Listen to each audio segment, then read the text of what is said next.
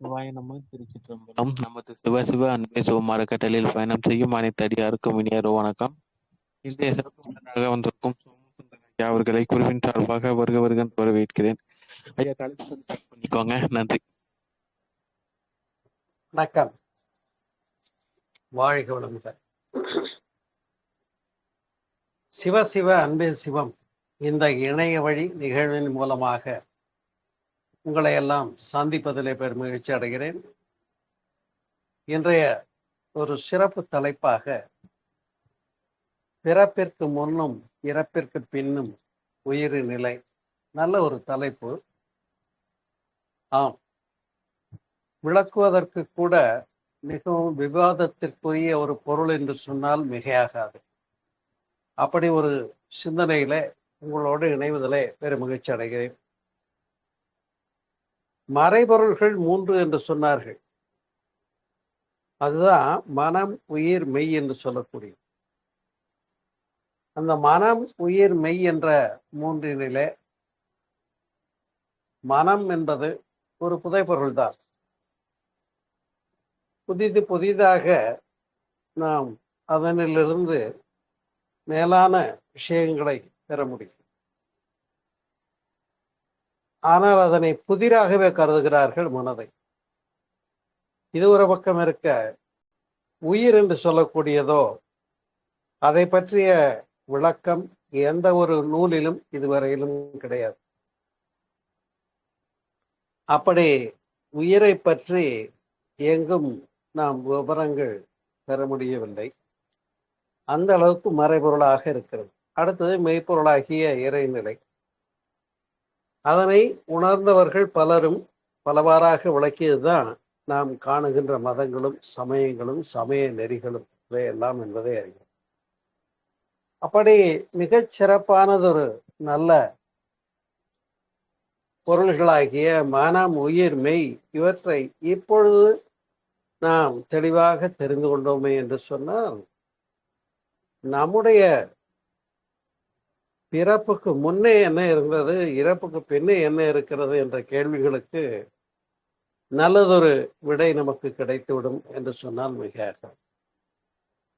அப்ப இப்ப என்ன இருக்கு, வாட் இஸ் பீயிங் என்று சிந்தித்தோமே என்று சொன்னால், இப்பொழுது உடலும் உயிரும் இணைந்த ஒரு கொத்தியக்கமாக நாம் காணப்படுகிறோம் இல்லையா? அப்படி உடலும் உயிரும் இணைந்த இந்த ஒரு கொத்தியக்கத்தில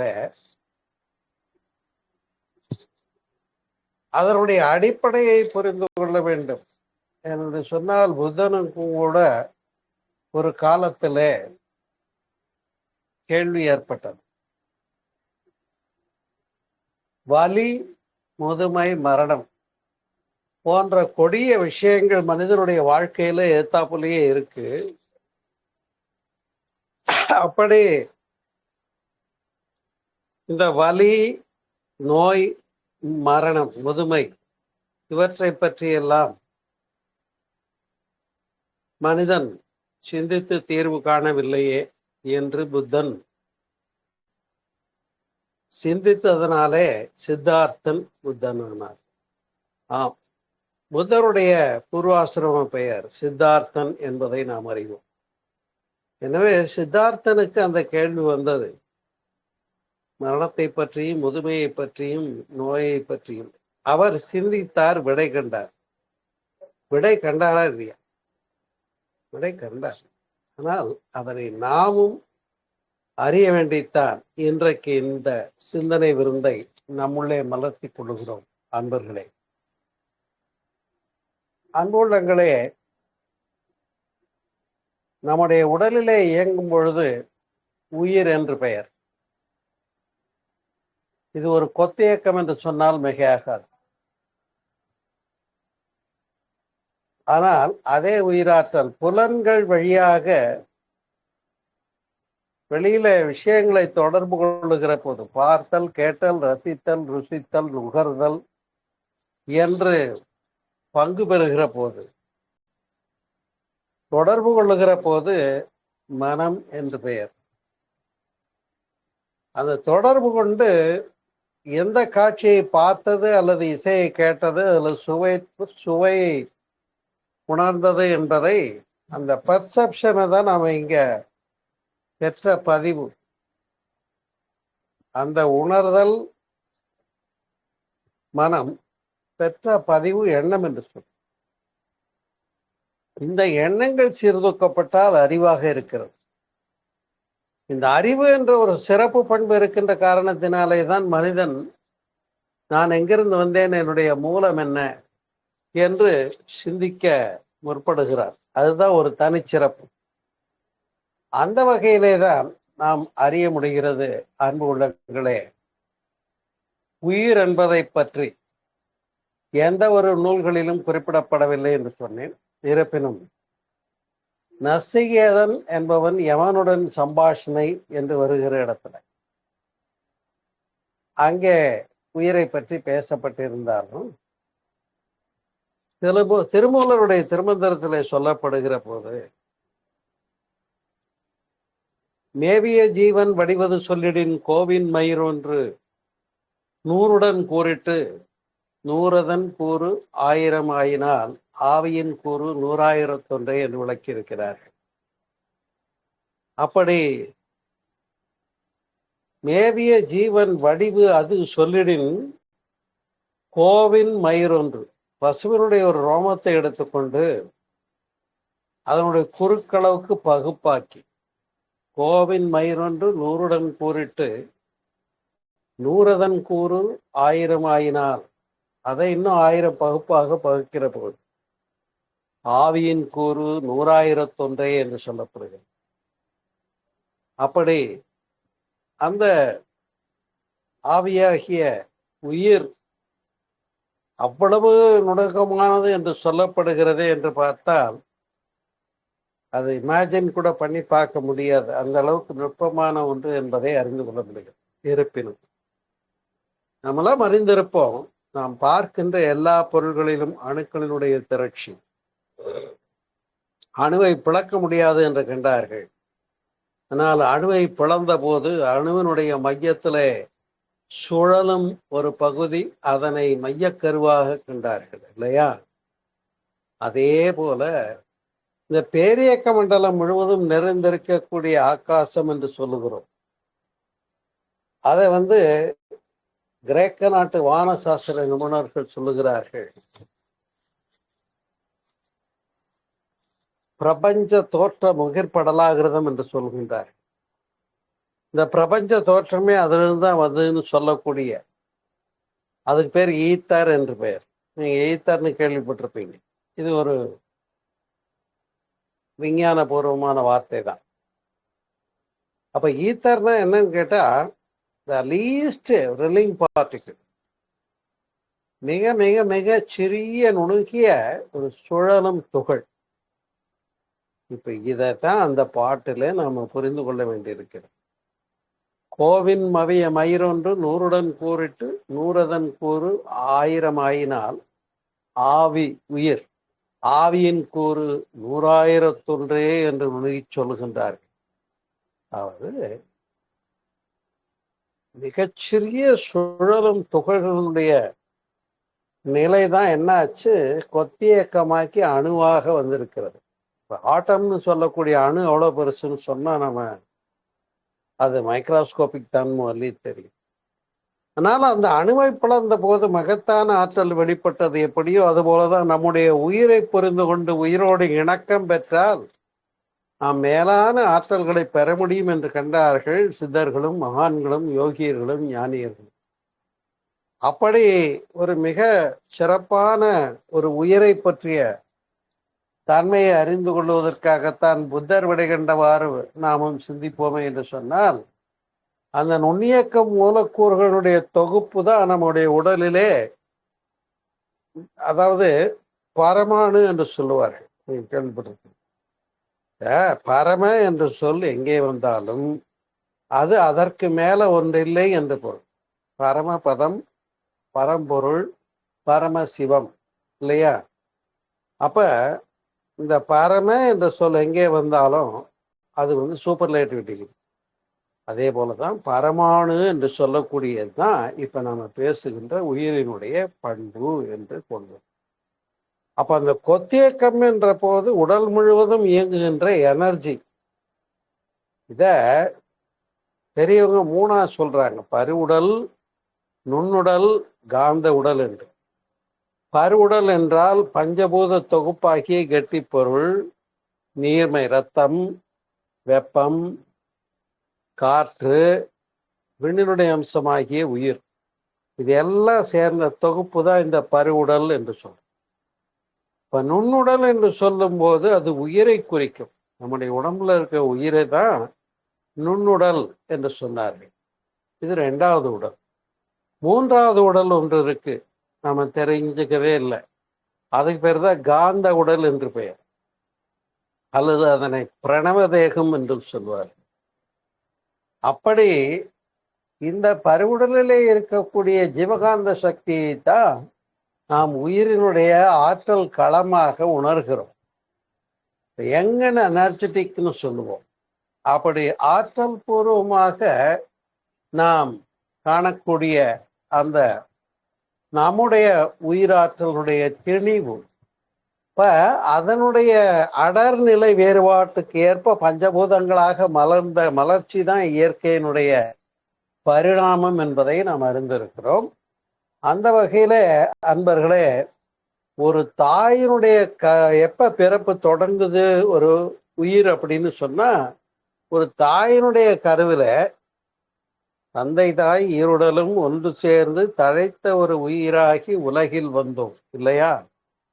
அப்ப அம்மா அப்பாவினுடைய உயிரின் சேர்க்கை, நாதவிந்து கலாதீனமோ நம என்று அருணகிரிநாதரும் அதனை பாடியிருக்கிறார். அது ஆங்கிலத்துல ஸ்பெர்ம்ஸ் அண்ட் ஓவரின்னு சொல்லுவோம். இப்ப இந்த ரெண்டும் சேர்ந்த போது அந்த 24 குரோமோசோம்ஸ் சேர்ந்து ஒரு கருமுட்டையாக உருப்பெறுகிறது.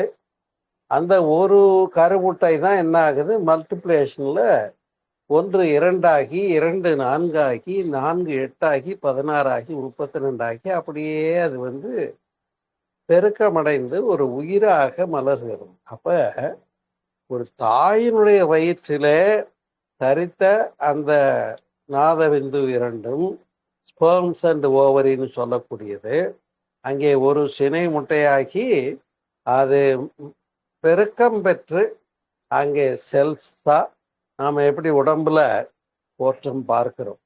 இதிலே இரத்த செல்கள், நரம்பு செல்கள், எலும்பு செல்கள், தசை செல்கள் என்றெல்லாம் இருக்கிறது. ஆனா செல்கள் என்பது எவ்வளவு மைக்ரோஸ்கோபிக்ன்றதும் உங்களுக்கு தெரியும். அப்ப இந்த மிகச்சிறிய அந்த துகளாகிய அந்த தன்மை இங்கே இது உயிரணுக்கள்னு தமிழ்ல சொல்லுவோம், ஆங்கிலத்துல செல்ஸ்ன்னு சொல்லுவோம். இப்ப இது ஆற்றல் ததும்பி நிற்கக்கூடிய நிலை, அதான் எங்க எனர்ஜெட்டிக்னு சொல்லுவோம். அதனால அது அப்படியே இருக்குதான்னு கேட்டா இல்லை. ஏன்னு சொன்னா, இப்ப ஒரு இடத்துல வெட்டுக்காயம் வந்துருச்சுன்னு வைங்க, இங்க அணு அடுக்கு சீர்குலைவாகுது. அப்ப அது மீண்டும் புதிய உயிரணுக்கள் செட்டரேட் ஆகிற வரைக்கும் அங்கே ஜீவகாந்த ஓட்டம் என்ன ஆகுது, எப்படி மின்சார ஓட்டமானது அங்க பாசிட்டிவ் நெகட்டிவ் ஒயர் கரெக்டா இருந்தா பிரச்சனை இல்லாம இயங்கும். ஆனா எங்கேனும் அந்த ஒயர் பழுதாகி இருந்ததுன்னு வச்சுக்கோங்க, பாசிட்டிவ் நெகட்டிவ் ஒன்னோட ஒன்று சேர்ந்தா அதுக்கு பேர் என்ன, ஷார்ட் சர்க்கியூட்னு சொல்றோம். இந்த ஷார்ட் சர்க்கியூட் தான் வலி என்று பெயர். அதே காலத்தினால் நீண்டும் இடத்தினால் அகன்றும் அமைந்தால் அதுக்கு பேரு பிணி என்று பெயர், நோய் என்று சொல்லக்கூடியது. அப்ப இந்த புவியீர்ப்பு காரணமாக பூமிக்கு ஒரு ஈர்ப்பு சக்தி இருக்கு, அது புவியீர்ப்பு சக்தின்னு படிச்சிருக்கோம் இல்லையா? இந்த பூமி மேலே உள்ள எல்லா பொருள்களும் புவியீர்ப்பினால ஈர்க்கப்பட்டு கொண்டிருக்கிறதுனால நம்முடைய பருவுடல் கெட்டி பொருள் இல்லையா, அது ரத்த ஓட்டம் இதெல்லாம் கீழே இழுத்து பிடிச்சிட்டு இருக்கு. ஆனால் இது எல்லாவற்றையும் லேசானது எது அப்படின்னு கேட்டீங்கன்னா உயிர். அதுதான் விண்ணினுடைய அம்சம் என்று பார்த்தோம். பஞ்சபூதங்கள்ல விண்ணினுடைய அம்சம்தான் உயிர் என்று பாரு. அப்ப அந்த விண்ணினுடைய அம்சமாகிய உயிர் அதுல லேசானது இல்லையா? அப்ப அது மேல் நோக்கிய விளைவிலேயே இருக்கு. அப்ப உயிர் மேல் நோக்கிய விளைவுல ஈர்க்கப்படுகிறது. பருவுடல் கீழ்நோக்கிய விளைவிலே பூக்கவர்ச்சி காரணமாக புவியீர்ப்பு சக்தி கிராவிட்டின்னு சொல்லுவோம், கீழே இழுக்கப்பட்டு கொண்டிருக்கிறது. இப்ப பருப்பொருளாகிய இந்த உடலும் விண்ணினுடைய அம்சமாகிய இந்த உயிரும் இது கீழே இழுக்குது, அது மேல இழுக்குது. இந்த ரெண்டையும் பேலன்ஸ் பண்றது எதுன்னு கேட்டா அதுதான் காற்றோட்டம், வெப்ப ஓட்டம், ரத்த ஓட்டம் என்று சொல்லக்கூடிய. காற்றோட்டம்னா உங்களுக்கு தெரியும், மூச்சு காற்று. வெப்ப ஓட்டம்னா நம்ம உடம்புல ஒரு குறிப்பிட்ட வெப்பநிலை இருக்கணுங்கிறத நீங்க ஏற்கனவே தெரிஞ்சிருக்கீங்க, வெப்ப ஓட்டம். அடுத்தது ரத்த ஓட்டம் என்று சொல்லக்கூடியது, இது நீரினுடைய பண்பு. இதைதான் சித்த மருத்துவமும் வாத பித்த ஸ்லேத்துமம் என்று சொல்லுகிறது பாருங்க. அப்ப இந்த மூன்று முறையா இருந்து இயங்கினாதான் உடம்புல உயிர் நல்லபடியா இருக்க முடியுங்கிறத பேசிக் கான்செப்ட். இதை புரிஞ்சுக்கணும். இப்ப முதுமை ஏற்படுது பாருங்க, புவியீர்ப்பு காரணமாக ஆற்றல் குறைவுபடும் போது 35 வயசு வரைக்கும் வளர்ச்சி, 35 வயசுக்கு மேல தளர்ச்சி. அப்ப முதுமை வருகிறது. நோயினா என்ன, வலின்னா என்னன்னு பார்த்தோம். மூன்றாவதாக முதுமை என்பது இதுவும் வந்தே தீரும். அது இயற்கையினுடைய இயல்பூக்க நியதி. அப்படியே 60 வயசாச்சு, 70, 80, 90 வயசாச்சு. இப்ப போக போக என்ன ஆகுதுன்னா, இப்ப உடம்புல இதற்கு மேல இயங்க முடியாத அளவுக்கு, ஈடு செய்ய முடியாத அளவுக்கு இழப்பு உயிராற்றல், அந்த ஜீவகாந்தம், அந்த எனர்ஜியா இருக்கிறது குறைஞ்சு போச்சுன்னு வைங்க. நீ குறைஞ்சிக்கிட்டே வந்து 80, 90 வயசாச்சு. உன் ஃபைன் மார்னிங் இதுக்கு மேல இந்த உடம்புல இருந்து இயங்க முடியாதுன்ற ஒரு நிலைமை வரும்போது, இப்ப விண்ணினுடைய அம்சமாகிய உயிர் இருக்கிறது பாருங்கள், அது மேலே போய் விண்ணோடு கலந்து விடுகிறது. இதைத்தான் மரணம் என்று சொல்லுவோம். அது நிகழும் போது என்ன ஆகும்னா, அடுத்தது காற்றினுடைய அம்சம் தானே அடுத்த லேசானது. மூச்சு காற்று இருக்காது, போயிடுச்சு. அடுத்தது என்ன லேசானது? வெப்பம். அந்த வெப்பம் என்னன்னா உடம்புல இருக்க ஒரு குறிப்பிட்ட சூடு, அதுவும் அந்த பருவுடல் என்ன ஆயிடும், ஜில்லிட்டு போயிடும் ஒரு குறிப்பிட்ட நேரம் கழிச்சு.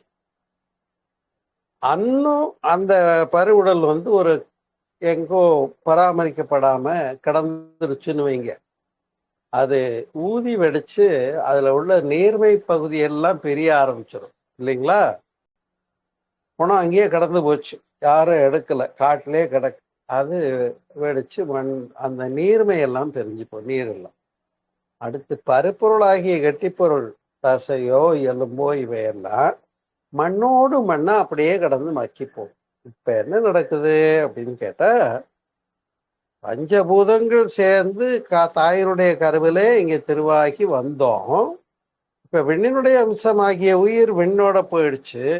காற்றினுடைய அம்சமாகிய மூச்சு காற்று, வெப்பத்தினுடைய அம்சமாகிய குறிப்பிட்ட வெப்பநிலை, உடம்பு சூடு இருக்கு, இவ்வளவு டிகிரி ஃபாரன்ஹீட் இருக்கணும், அது மாதிரி. அடுத்து ரத்த ஓட்டம், நீரினுடைய பண்பு, பருவுடல், இது மண்ணினுடைய அம்சம். இது எல்லாம் சேர்ந்த ஒரு தொகுப்பு தான் பிறப்பு என்று தாயினுடைய கருவிலே திருவாகி வந்தோம். இதுதான் பிறப்பு.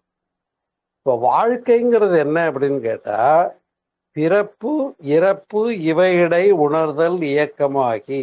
பாருங்க, பிறப்பு இறப்பு இவையிடை உணர்தல் இயக்கமாகி. அப்ப வாழ்க்கைன்னா இதுதான் வாழ்க்கை அப்படிங்கிற ஒரு அழகான விஷயத்தை நாம் இங்கே புரிந்து கொள்ள முடிகிறது அன்பர்களே.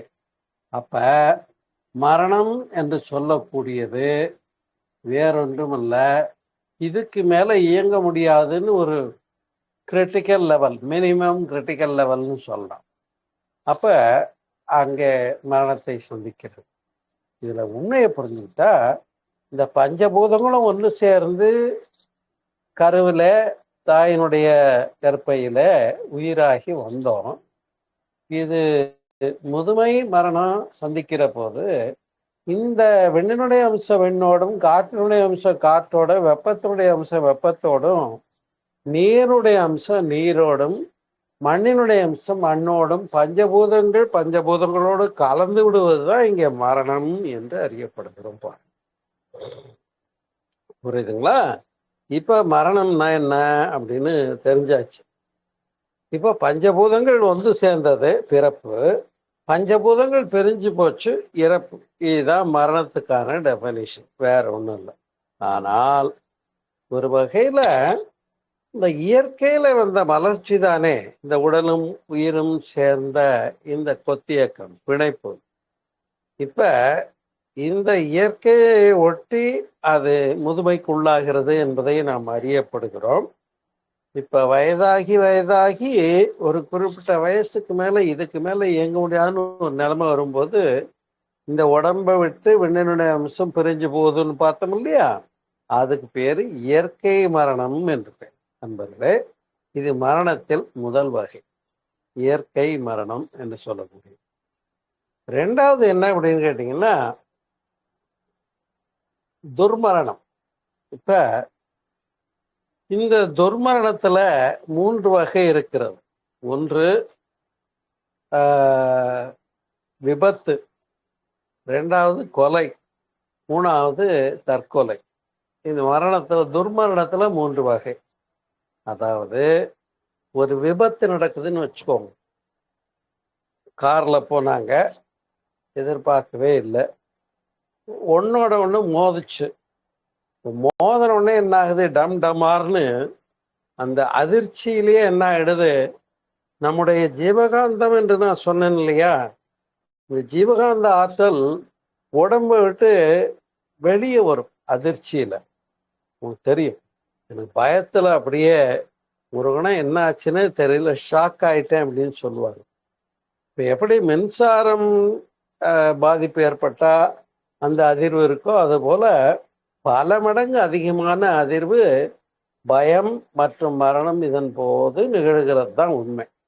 எனவே ஒருவன் வந்து பயப்படுகிறான்னு வைங்களேன், இப்ப பாம்பே இல்லை, ஆனா உன்னை பார்த்துட்டு இது பாம்புன்னு பயந்த உடனே நம்ம ஜீவகாந்தம் எக்ஸ்பெல் ஆகி வெளியே வருது.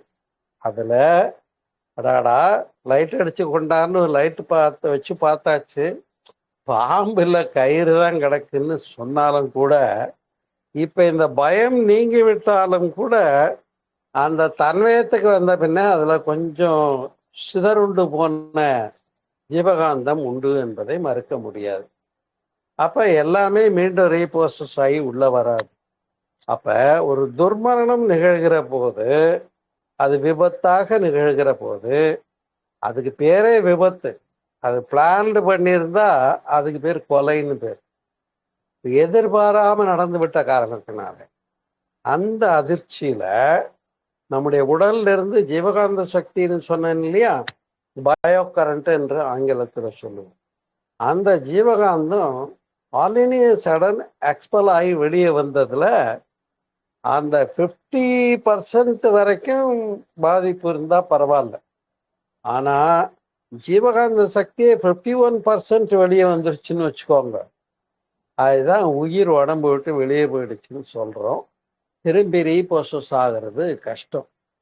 ஆனா நீங்க சில இடங்கள்ல பார்த்துருப்பீங்க, ஒருத்தர் இறந்து போயிட்டாரு, அவரு ஃபீல் பண்றாரு, என்னன்னு, நான் இறந்து போயிட்டேன்னு எனக்கே தெரியுது, என் உடம்பு அங்க கடவுது பார்த்தேன், என் சொந்தக்காரங்களாம் என்னை சுத்தி இருந்து அழுதாங்க, ஐயோ நான் இங்கே தானே இருக்கேன் அழுவாதீங்கன்னு நான் சொன்னேன், ஆனா அவங்களுக்கு அதை உணர்த்த முடியல, ஏன்னா இங்க ஒரு அலையா இருந்துடுறார். அப்ப அந்த அதிர்வு அலைகளைத்தான் இப்ப நாம வந்து ஆவி பேய் பிசாசுன்னு சொல்றோம். அன்பர்களே, பகவத்கீதைய முக்கியமா இதற்கு நாம சிந்தனைக்கு எடுத்துக்கொள்ள வேண்டும். பகவத்கீதை என்ன சொல்லுதுன்னு கேட்டீங்கன்னா, மரண பரியந்தம் எவனொருவன் என்னை நினைக்கிறானோ அவன் என்னை அடைகிறான் என்று சொல்லப்படுகிறது. இதை அப்படியே கொஞ்சம் ரிவைண்ட் பண்ணி பாருங்க. மரணத்தின் போது எவனொருவன் என்னை நினைக்கிறானோ அவன் என்னை அடைகிறான் அப்படின்னா, அப்ப மரணத்தின் போது எவனொருவன் எதை நினைக்கிறானோ அதை அடைகிறான். இப்ப ஒரு ஆளுக்கு சொத்து சேர்த்து வச்சிருக்கான்,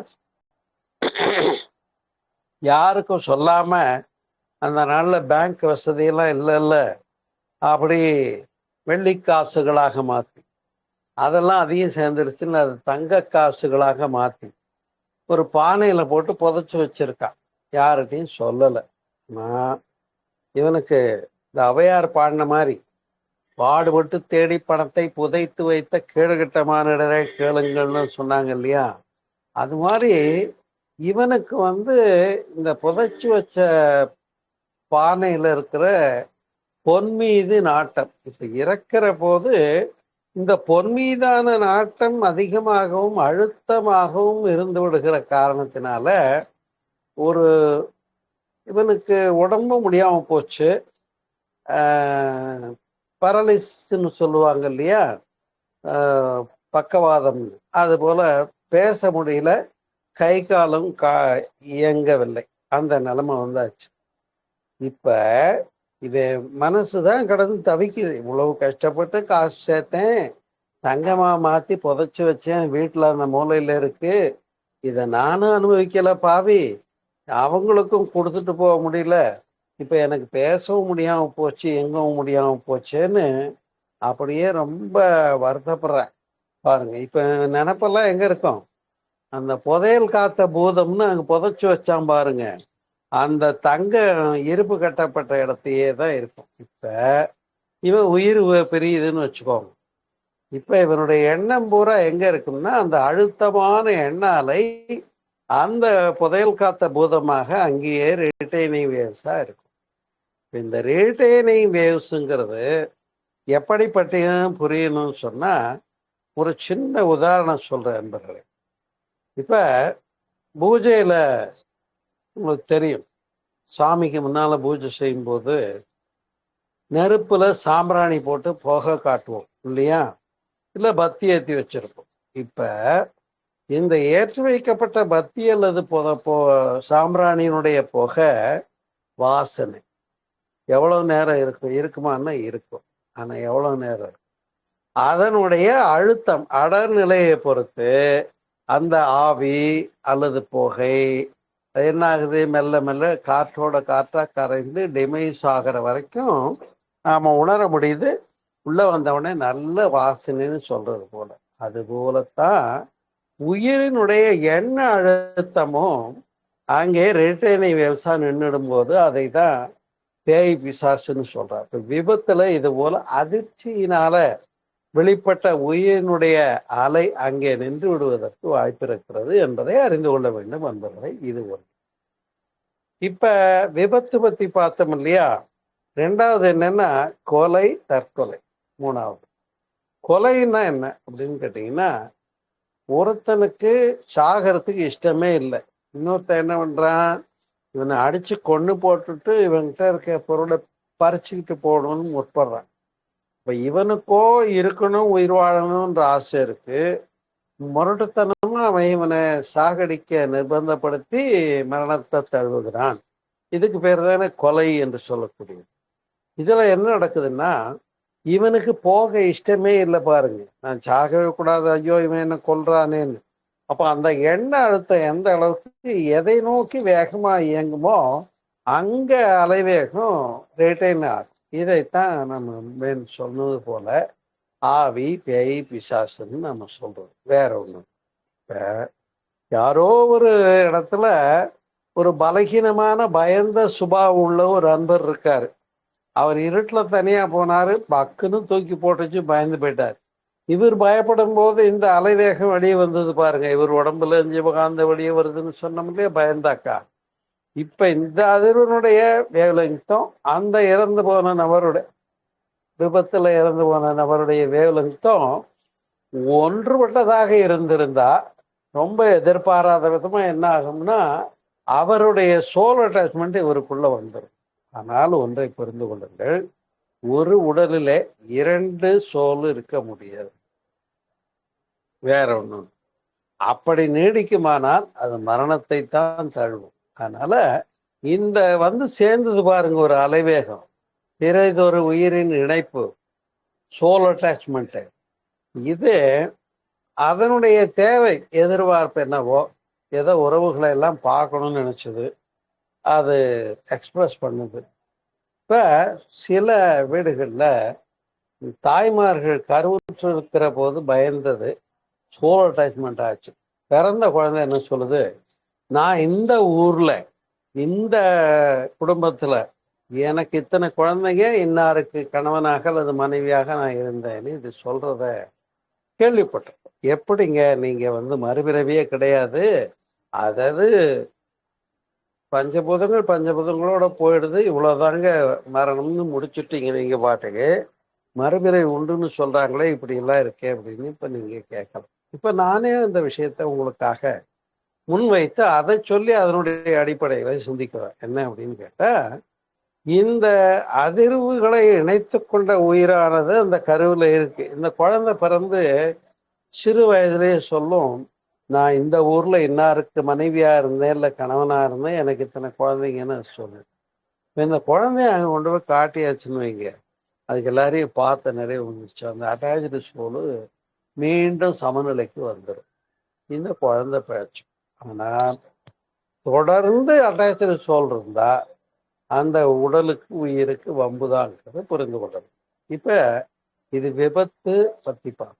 அடுத்து கொலையிலையும் அதான் என்ன நடக்குது, இவனுக்கு சாகவே விருப்பம் இல்லை, கொலை உண்ணப்படுகிறான். அதனால அவனுடைய ரேட்டிங் வியூஸ் இருக்கும்ல, அதுவும் தவறு தான். அதனாலதான் சொல்லுவாங்க, சாகும்போது சங்கரா சங்கரான்னு கடவுளை நினைச்சிட்டு சாகணும். சங்கரா சங்கரான்னு கடவுளை நினைனா அவன் என்ன சொல்றோம், மேல் நோக்கியே தான் கையை காட்டும். கடவுளே அடக்கடவுளேன்னு இப்படி கீழே காட்டுறது இல்லையா? அப்ப இயல்பாகவே கடவுளேன்னு சொல்லும் போது அவனுடைய உயிருக்கு மேல் நோக்கி எழுச்சி வந்து போகும். அதனால சாகிற போது என்னன்னா, சங்கரா சங்கரான்னு மேல் நோக்கி எழுச்சிக்கு உட்பட்டு விடுகிறது. அப்ப வேற ஒன்றே நினைக்காம கடவுளை நினைச்சு உயிர் பிரியும் போது பாருங்க, அப்ப தானா வெளினுடைய அம்சம் வெளினோட போயிடுச்சு. இப்ப ரேட்டை அம்சம் எல்லாம் போச்சு. காற்றினுடைய அம்சம் காற்றுல கலந்துருச்சு, வெப்பத்தினுடைய அம்சமும் இதாயிடுச்சு, கரைஞ்சு போச்சு, நீரும் பிரிஞ்சு போச்சு, பருவுடலும் மண்ணோட மக்கி போச்சு. இவ்வளவு தாங்க மரணம். இப்ப பிறவி என்பதே கிடையாது. ஆனா ஒரு வகையில பிறவி உண்டுன்னு சொல்லலாம். எப்படின்னு கேட்டா, தம் பொருள் தம் மக்கள், அதுதான் நம்முடைய தம் தம் வினையால் வரும்னு சொல்றாரு வள்ளுவர்.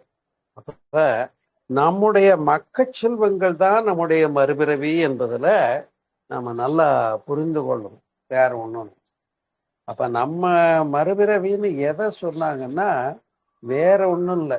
இப்ப குழந்தைங்களை பார்த்து சமயத்துல திட்டுவாங்க, இந்த சனி எங்கிருந்து தான் என்ன உயிரை வாங்குது. இந்த சனி எங்க இருந்து வந்தது, அது சின்ன சனிய, நான் பெரிய சனி. புரியுதா?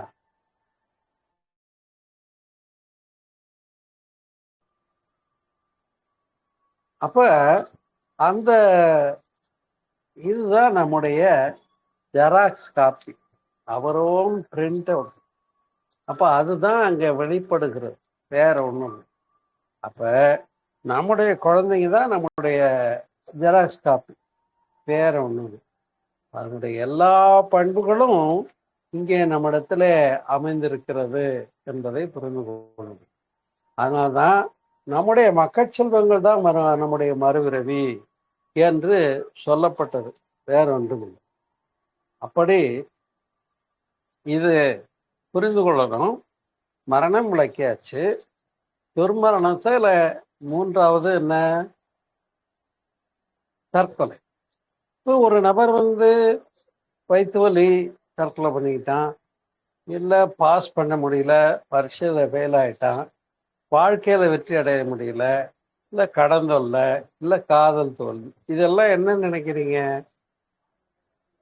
இவனுடைய டிப்ரெஷன் ஆஃப் தி மைண்டு தான். அப்ப எதை அடைய முடியலன்னு நினைச்சு இவன் சூசைட் பண்ணிக்கிறானோ, தற்கொலை பண்ணிக்கிறானோ, அந்த எண்ண அழுத்தம் அங்க டிப்ரெஷன் இருந்து ரீட்டைனிங்ஸா இருக்கும். அதனாலதான் ஆன்ம சாந்தி தவம்னு ஒண்ணு வச்சாங்க வேதாத்திரி மகரிஷி. இறந்தவங்களுக்கு கூட ஒரு 16 நாள் அந்த வீட்லயே அந்த அலைவேகம் இருக்கும்ன்றதுனால அங்க ஒரு விளக்கேத்தி வச்சு 16ஆம் நாள் சடங்குல கல்லெடுப்பு கருமாதின்னு சொல்லுவாங்க. ஒரு கல்லை பாஷாண ஸ்தாபனம்னு செய்து அதனிலே அந்த அலைவேகத்தை நிறுவுகிறார்கள். அவங்க பயன்படுத்தின பொருள்லாம் வச்சு புகழ்ச்சிருக்காரு. அவங்க விருப்பமானதெல்லாம் அவங்களுக்கு சாப்பிட்றதுக்கு அவங்க படையல் போட்டு அந்த கல்லை மறுநாள் கொண்டு போய் கருமாதி துறையில கொண்டு போய் என்ன செய்வாங்க ஐயர்னு பார்த்தீங்கன்னா, ஒரு கரு தரிக்கிற போது அந்த குழந்தை தரிக்கிறதுக்கு பஞ்சபூதங்கள் சேர்ந்துதானே வந்திருக்குன்னு பார்த்தோம். அதே மாதிரி விண்ணிலே கோள்களுடைய இயக்கம், அந்த கோள்களுடைய இயக்கம் என்னவா இருந்ததோ அதுக்கேற்ப இதனுடைய விளைவுகள் வரும் வாழ்க்கையில. அப்ப நவக்கோள்களையும் அங்க பிரிச்சு விடுறது அதுக்குரியது. இப்ப இதெல்லாம் சேர்ந்துதான் கருமாதி என்ற சடங்காக வைத்தார். இப்ப இதுல கருமாதி என்பது கருமையத்தை ஆதியுடன் இணைத்தல் என்பதுதான் கருமாதி எனப்பட்டது. வேற ஒண்ணு கருமையத்தில் தோன்றிய பிறப்பு. கருமையம்னா ஜெனடிக் சென்டர்னு சொல்லக்கூடியது. நம்முடைய தாயினுடைய கருவுல கர்ப்பப்பையில உருவாகிறோம் இல்லையா, அப்ப அந்த விந்துநாதம் சேர்ந்து தோன்றிய கரு, அதான் கருமையம். கருமையத்தில் தோன்றிய பிறப்பை ஆதியாகி இறைநிலையோடு இணைத்தல் தான் கருமாதி என்று சடங்கு சொல்லப்பட்டது. ஆனா இப்ப கருமாதின்னு கேள்விப்பட்டிருப்போம், ஆனா இதுக்கு அர்த்தம் இப்பதான் நம்ம தெரிஞ்சுக்கிறோம். அந்த வகையில அந்த சடங்குல அந்த இறந்து விட்டவருடைய அலைவேகங்கள் அங்க ரீடைனிங்ஸாக இருக்குமே, ஆனால் அந்த அலைவேகங்களை பூரா அங்க உள்வாங்கி அதை டிஸ்போஸ் பண்றது தான் கருமாதி சடங்காக நிகழ்த்துவார்கள். இது அந்தணரை வச்சு செய்கிற போது அவங்க வடமொழியில சொல்லும் போது நமக்கு அர்த்தம் புரியாது. இதே தேசியரை வச்சு செய்யறாங்கன்னு வச்சுக்கோங்க, அப்ப அவங்க தமிழ்ல இந்த சடங்கு நடத்தும் போது இந்த அர்த்தங்கள்லாம் நமக்கு புரிந்து கொள்ள முடியும் அன்பர்களே. எனவே துர்மரணத்திலே 3 வகை பார்த்தோம். விபத்து, கொலை, தற்கொலை, இதை விரிவாக சொல்லி. 3வது ஜீவன் முக்தி என்று சொல்லக்கூடிய அன்பர்களே, இந்த உடலிலே இருக்கக்கூடிய உயிராற்றலுடைய திணிவு எங்க இருக்கிறது என்று சொன்னா, இப்ப அதை 7 தாதுக்கள்னு சொல்லுவோம். உணவிலிருந்து ரசமாகி, ரத்தமாகி, தசையாகி, கொழுப்பாகி, எலும்பாகி, மத்தியாகி, மூளையாகி, விந்துநாதமாகிறது. அப்ப அந்த 7வது தாதுவாகிய விந்துநாதம் என்று சொல்லக்கூடியது எங்க இருக்குன்னா, முதுகுத்தண்டனுடைய இறுதி பகுதி மூலாதாரம் இல்லையா, அதை யோகாவில மேலே கொண்டு வந்து 6 ஆதாரங்களை கடந்து ரூமத்திலும் மற்ற சிரசிலையும் நிறுத்தி செய்யக்கூடியதை யோகான்னு சொல்லுவோம்.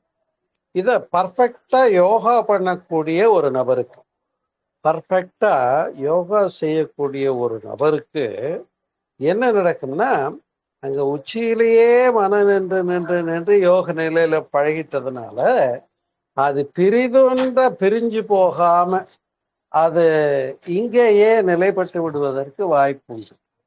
இப்ப எண்ணமும் கிடையாது, ஆனா உயிரின் ஒடுக்கம் உடம்பை விட்டு வெளியில போகல. அப்போ உடல் கெட்டு போகாது, உடம்புலேயே உயிர் நிலைப்பட்டு போகும். அதை சுவரை விட்டு கொள்ளுதல் என்று சொல்லும். இந்த நிலையை அறிந்திருந்தார்கள் சித்தர்கள். அப்படி சித்த பெருமக்கள் தன்னுடைய உடம்பிலேயே உயிரை நிலைப்படுத்தி கொள்ள காயகல்பக்கலை எல்லாம் அறிந்திருந்தார்கள் என்பதையும் நாம தெரிஞ்சிருக்கோம். அப்ப உடம்பு கெட்டு போகாது, உடம்பு விட்டு உயிரும் போயிடாது, உச்சியிலேயே ஒடுங்கி விடும். அவங்க யோகாவிலேயே இருப்பாங்க. உதாரணமாக பழனியில மலையில போகர் அந்த சிலையை பிரதிஷ்டை பண்ணி குகை வழியா உள்ள போய் உட்கார்ந்துட்டார். இப்ப போகர் போன்ற சித்த பெருமக்கள் அந்த ஜீவசமாதியிலே உள்ளே அமர்ந்து அவர்கள் தானும் உடம்பு கெட்டு போகாம தன்னுடைய உடம்பை விட்டு உயிர் போகாம நிறைப்படுத்த தெரிஞ்ச போது இதுக்கு பேர் தான் ஜீவசமாதி என்று பெயர். இப்ப இவங்கெல்லாம் இப்படிப்பட்ட ஞானியர்கள், இப்போ ஒரு ரமணராக இருக்கட்டும், வள்ளலாராக இருக்கட்டும் இல்லையா, மரணமிலா பெருவாழ்வு வாழ்ந்திடலாம் கண்டீர், பொய் புகழேன் சத்திய முறைக்கின்றேன், பொற்சபையில் சிற்சபையில் புகுந்தருணும் இது கண்டீர்னு பாடினார். அப்ப இங்க நின்றுட்டு அவங்களுக்கு அந்த அமிர்தாரை ஒழுக்குன்னு உணர்வு பெறப்படும். அப்படி பெற்றுட்டா அவங்க மரணமிலா பெருவாழ்வு என்பதை யோக நூல்களும் சொல்லுகிறது. எனவே பிரம்மரந்தத்திலேயே உயிரானது ஒடுங்கி விட்ட போது அப்ப அந்த உடம்பு கெட்டு போகாது. அப்படிப்பட்டவங்களை அடக்கம் செய்தால் அது ஜீவ சமாதிகளாக போற்றப்படும். இப்ப ஜீவன் முக்தினா இருக்கும் போதே இறை உணர்வு பெறுதல் என்பது தெரிகிறது. ஜீவ சமாதினா உடம்பு கெட்டு போகாம உடம்புலேயே உயிரை நிலைப்படுத்தி விடுவது என்று தெரிகிறது. அப்ப ஜீவ சமாதிகள்ல நல்ல அலைவேகங்கள் இருக்கும். நீங்க நாம எல்லாரும் கூட நல்ல கோயில்கள்ல எப்படி இன்னைக்கு இருக்கக்கூடிய 15 சித்தர்களுடைய சமாதிகளும் கோயில்களாக இருக்கிறது என்பதை நீங்கள் அறிந்திருப்பீர்கள். உதாரணத்துக்கு பழனியில போகர் சமாதி மேல கோயில் இருக்கிறதுனால இவ்வளவு சிறப்பாக இருக்கிறது. எனவே இதுதான் ஜீவன் முக்தி என்பது என்ன, ஜீவ சமாதி என்பது என்ன. இப்ப ஒரு நல்லவங்க அவங்க முக்தி பெற்றவங்க அவங்க இறந்துடுறாங்க. அதை என்ன சொல்ல மாட்டாங்க அப்படின்னு சொன்னா,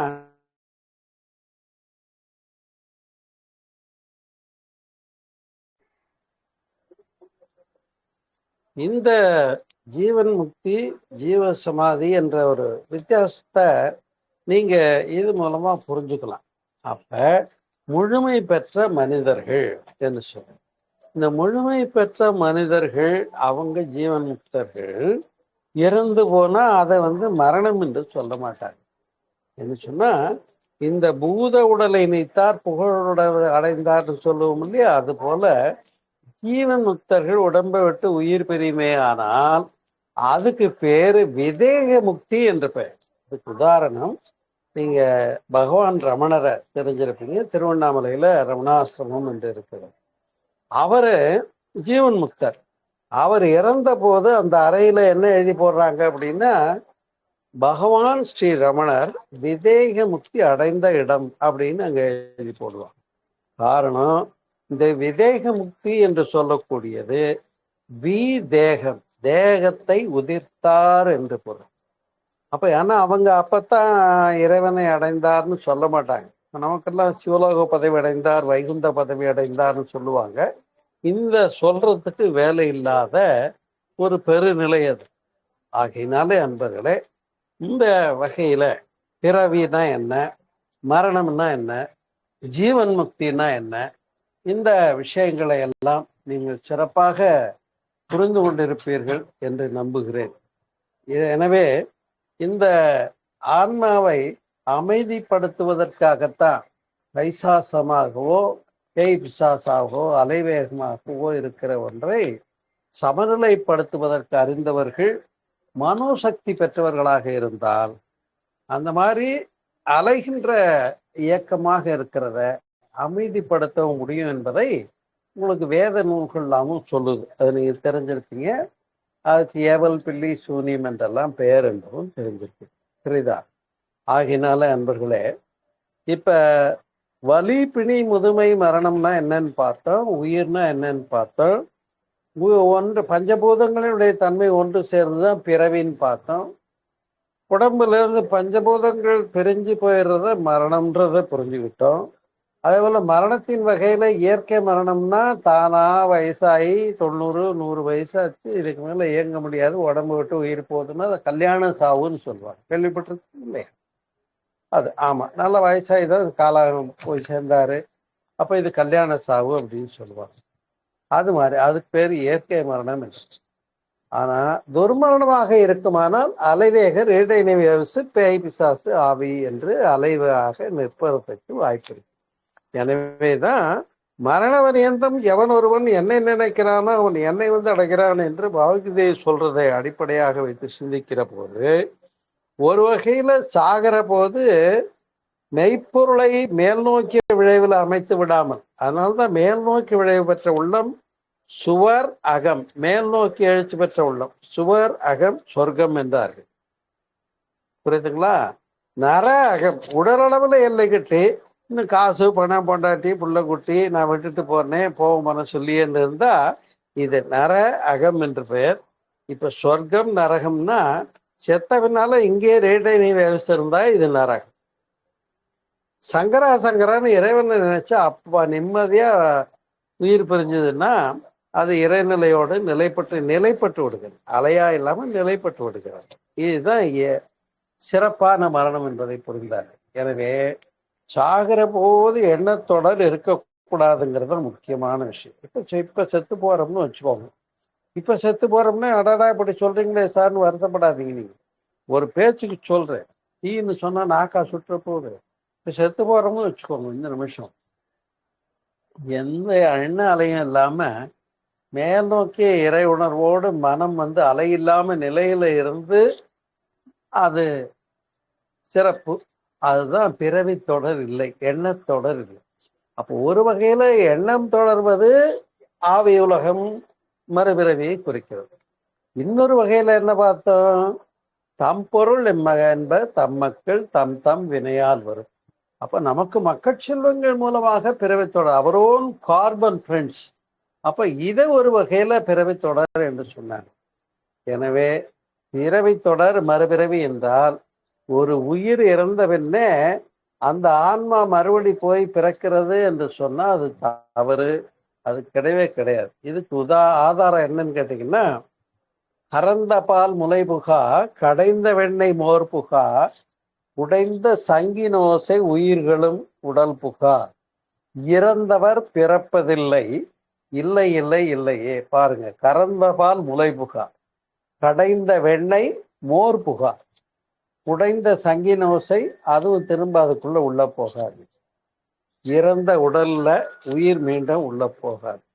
அப்ப அந்த உயிர் அப்சல்யூட் ஆகிறது தான் முக்தி என்று சொல்லக்கூடியது.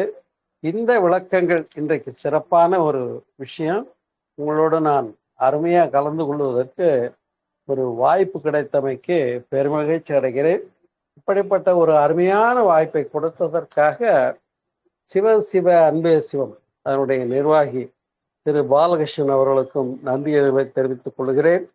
அன்பு உள்ளங்களே, இந்த அருமையான விளக்கங்களை இன்னும் சொல்ல போனால், அந்த இறந்து போனவங்க ஏதாவது எக்ஸ்பெக்டேஷன் வச்சிருந்தா, நம்ம குடும்ப உறுப்பினராக இருந்தா அதை எப்படி வாலண்டரி இன்வெகேஷன் அவங்களுடைய சோலுக்கு அமைதி கொடுக்க முடியும்? அல்லது இறந்து போனவங்களுக்கு கர்மாதி செய்யற சடங்கை புரிஞ்சு வேற வகையில எப்படி ஆன்ம சாந்தி தவமாக நடத்தியே அவங்களை அமைதிப்படுத்த முடியும்? அல்லது இது போன்ற இறந்த நபர் அவங்க ரீடைனிங் வேவ்ஸா இருந்தா அதை என்ன செய்யறது?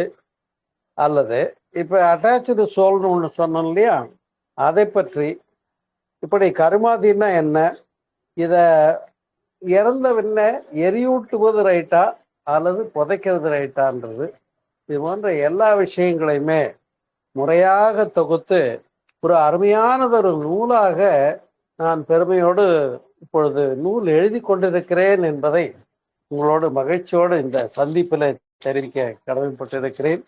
எனவே பிறப்புக்கு முன் இறப்புக்கு பின் என்ன அப்படிங்கிறத ஒரு நல்ல நூல் வடிவிலே தயாராகி கொண்டிருக்கிறது என்பதை உங்களோட செய்தியை உங்களோடு பகிர்ந்து கொண்டு, இது நூல் வடிவிலே தயாராகும் போது நீங்களும் அந்த கருத்துக்களை இப்ப எப்படி இந்த ஒரு நல்ல நிகழ்வின் மூலமாக ஆன்லைன்ல உங்களை சந்திச்சு இதை பேச முடியுது, நூல் வடிவிலையும் நாம பேச போறோம், சந்திக்க போறோம். இந்த முயற்சி வெற்றி பெறுவதற்கு உங்களுடைய வாழ்த்துக்களும் உங்களுடைய உதவிகளும் தேவை என்ற நேரத்தில் தெரிவித்து, நீங்களும் உங்கள் அன்பு குடும்பமும் எல்லா வகையிலும் சிறப்பாக வாழ்க வளமுடன் என்று கூறி என்னுடைய இந்த உரையை நிறைவு செய்கிறேன். எனவே இதுதான் மரணமில்லா பெருவாழ்வு வாழ்ந்திடலாம் கண்டீர் என்று சொன்ன மரணமில்லாத நிலைங்கிறது என்னன்னு கேட்டா, ஆன்மா அழிவற்றதுன்றத ஒருத்தர் புரிஞ்சுக்கிட்டாலே ஒரு கண்ணதாசன் பாட்டுல கூட வரும், நான் மரணமில்லாதவன் அழிவதில்லை, எந்த நிலையிலும் எனக்கு மரணமில்லைன்னு பாடும். ஏன்னா அது புகழுடல் என்று சொல்லப்படுகிறது. அப்ப அங்க மரணம் இல்லை, மரணத்தை வென்றவர்களாக இருப்போம். அதை தான் மிருத்யுஞ்சய மந்திரம் என்று சொன்னார்கள். அதையெல்லாம் அந்த நூலிலே விளக்கி கொண்டிருக்கிறேன். விரைவிலே நூல் வெளிவரும். அதற்கு உங்களுடைய வாழ்த்துக்களும் தேவை என்று கூறி உரையை நிறைவு செய்யலாமா? நன்றி, வணக்கம். நீங்களும் உங்கள் அன்பு குடும்பமும் எல்லா வளங்களும் பெற்று சிறப்பாக வாழ இறைநிலை இணைப்பில் மனம் வைத்த மனதார வாழ்த்தி அமைகிறேன். நன்றி, வணக்கம். வாழ்க வளமுடன், வாழ்க வளமுடன், வாழ்க வளமுடன்.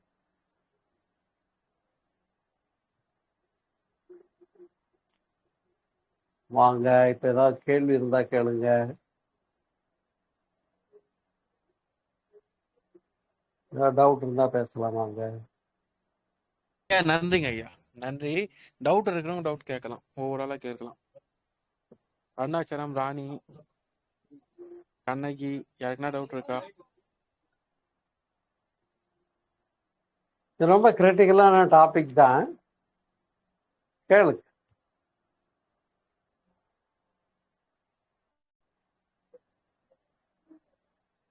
யாருக்கும் டவுட் இல்லைங்க ஐயா. முடிச்சுக்கலாம். நன்றி. மகிழ்ச்சி. நன்றி. டவுட் இருந்தே ஆகணும். நீங்க ஆர்வத்தோட கேட்டீங்கன்னா பதில் சொல்ல காத்துட்டு தான் இருக்கேன். என்னுடைய செல் நம்பர் வாங்கிக்கோங்க. நிர்வாகி பாலகிருஷ்ணன் வாங்கிட்டு நீங்க ஏதாவது டவுட் இருந்தா கேட்கலாம். தொடர்வோம். நிறைவு. வாழ்க வளமுடன். நன்றி. நன்றி.